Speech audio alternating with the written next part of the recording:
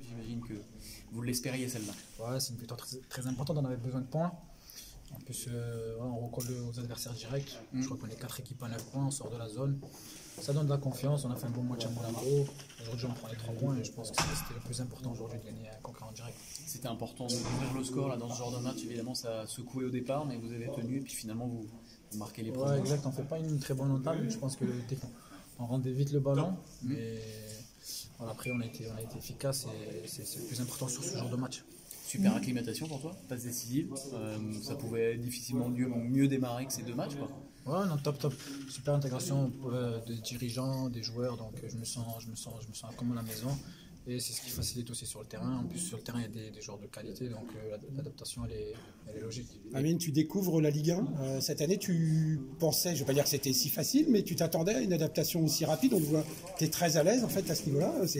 Tu pensais être tout de suite aussi bien? Non, c'est pas que je pensais, c'est que je joue mon football, je ne me pose pas de questions. Et je pense pour des joueurs qui ont des qualités un peu similaires à moi techniquement, je pense que ces championnats-là, c'est plus facile que par exemple en Ligue 2 ou quoi, tu vois. Donc je pense qu'il y a beaucoup d'espace et quand tu es un joueur de ballon, tu arrives vite à t'adapter. Et aussi là, le championnat à l'étranger m'a fait grandir aussi.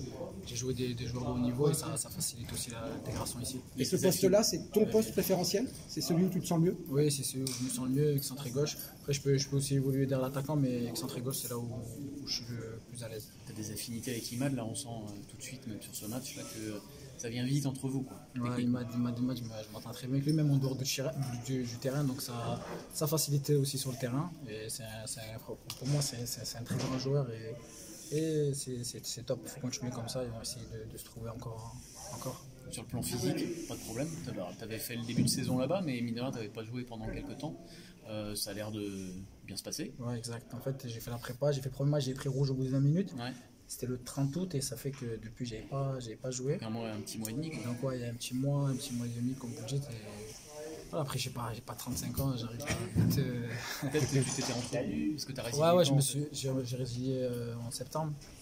Enfin, aux alentours de septembre. Mais... Donc tu t'entraînais quand même sur septembre. Donc après, je me suis entraîné un peu de mon côté.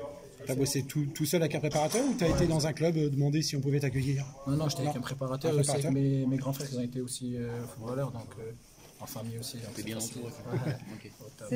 C'est bon, merci. Merci Amine.